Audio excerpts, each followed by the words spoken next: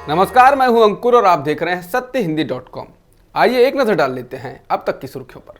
PM cares fund को संविधान के अनुच्छेद 12 के तहत राज्य घोषित करने की मांग वाली याचिका के जवाब में दाखिल एफिडेविट पर दिल्ली हाई कोर्ट ने मंगलवार को हैरानी जताई। लाइव लॉ के मुताबिक हाई कोर्ट ने मंगलवार को पीएमओ सचिव को एक विस्तृत जवाब दाखिल करने का निर्देश दिया।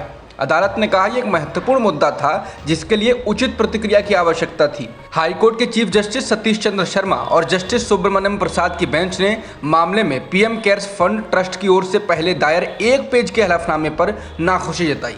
पीठ ने कहा कि याचिका में उठाई गई चिंताओं को सही ठहराने के लिए हलफनामा पर्याप्त विस्तृत नहीं था। प्रधानमंत्री कार्यालय के अवर सचिव ने हलफनामे में कहा कि पीएम केयर्स ट्रस्ट के कामकाज में केंद्र सरकार या राज्य सरकार का कोई नियंत्रण नहीं। इस पर कोर्ट ने कहा यह इतना महत्वपूर्ण मुद्दा है और केवल एक पेज का हलफनामा दायर किया गया है। इस जवाब में कुछ कानाफूसी तक नहीं है। उचित जवाब दाखिल करें। मसला इतना आसान नहीं है, हमें एक विस्तृत जवाब की ज़रूरत है। दिल्ली हाईकोर्ट ने मामले में विस्तृत जवाब दाखिल करने के लिए केंद्र को 4 सप्ताह का समय भी दिया। कोर्ट ने टिप्पणी की कि उसे याचिका में उठाए गए हर बिंदु पर एक विस्तृत आदेश पारित करना होगा। केंद्रीय गृह मंत्रालय ने फॉरेन कंट्रीब्यूशन रेगुलेशन एक्ट यानी कि FCRA की वेबसाइट से कुछ अहम डेटा को हटा दिया है। इनमें कई ऐसे एनजीओ का भी डेटा है जिनका FCRA लाइसेंस कैंसिल किया जा चुका है। हटाए गए डेटा में एनजीओ के वार्षिक रिटर्न का भी ब्यौरा था। इन एनजीओ के वार्षिक रिटर्न को भी अब कोई नहीं देख सकता। बता दें कि FCRA लाइसेंस के जरिए ही विदेशों से चंदा हासिल किया जा सकता है। द इंडियन एक्सप्रेस के मुताबिक एनजीओ को मिलने वाले विदेशी चंदे के तिमाही खातों के आंकड़े भी हटा दिए गए हैं।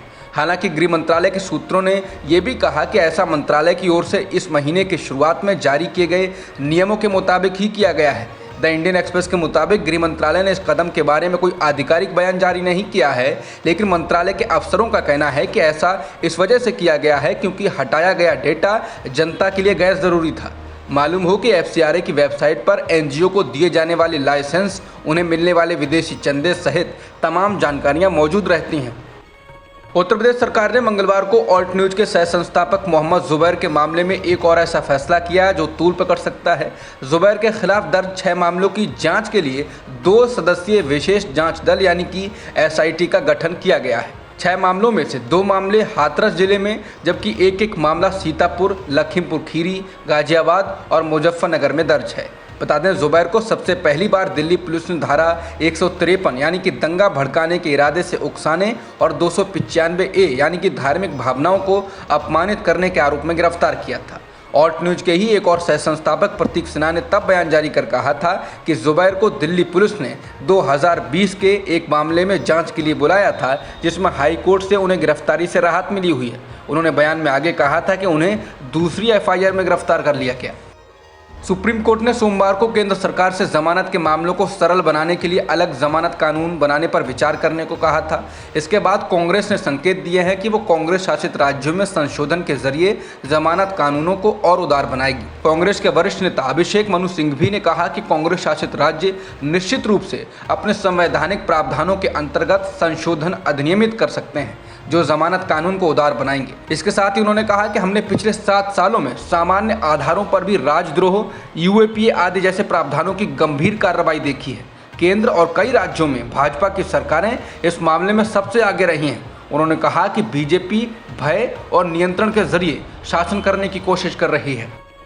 Actor Sushant Singh drug case में नारकोटिक्स कंट्रोल ब्यूरो यानी कि NCB ने एक्ट्रेस रिया चक्रवर्ती को आरोपी बनाया है। इस केस में एजेंसी ने चार्जशीट दाखिल की है जिसमें 34 लोगों के अलावा रिया चक्रवर्ती का भी नाम शामिल किया गया है। NCB चार्जशीट में आरोप लगाया गया है कि रिया चक्रवर्ती गांजा लेकर सुशांत सिंह राजपूत को दिया करती थीं और उनकी लत को बढ़ावा दिया। रिया पर थोड़ी मात्रा में गांजा खरीदने और खरीद को फाइनेंस करने का भी आरोप है। श्रीलंका के राष्ट्रपति गोटाबाया राजपक्षे मंगलवार देर रात को देश छोड़कर भाग गए हैं। वो परिवार के साथ मालदीव पहुंच गए हैं। उनके भाई और पूर्व वित्त मंत्री बासिल राजपक्षे ने भी श्रीलंका छोड़ दिया है और वो अमेरिका चले गए हैं।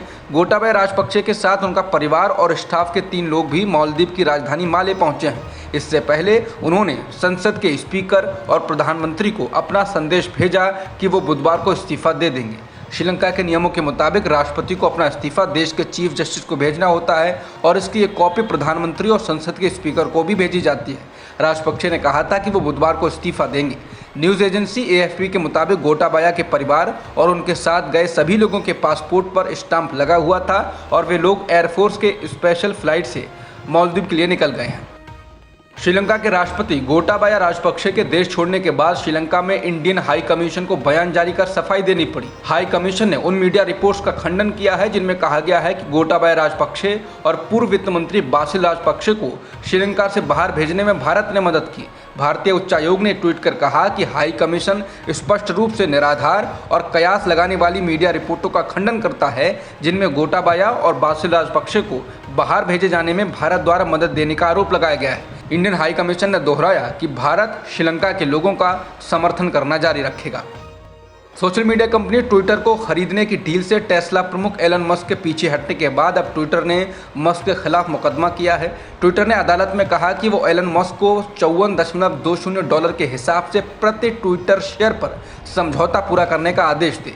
मुकदमे में एलन मस्क पर समझौते के उल्लंघन के आरोप लगाए गए हैं और कहा गया है कि मस्क इसलिए इस डील से पीछे हटे हैं क्योंकि ये अब उनके व्यक्तिगत हितों को पूरा नहीं करता है। बता दें, एलन मस्क ने ट्विटर को खरीदने का $44 अरब का करार किया था, लेकिन बाद में वो इससे पलट गए और हाथ पीछे खींच लिए और आरोप लगाया कि करार से जुड़ी शर्तों को कई बार तोड़ा गया, जिसकी वजह से वो पीछे हटे हैं। अब तक की खबरों में इतना ही। बाकी खबरों के लिए बने रहिए सत्य हिंदी.com के साथ।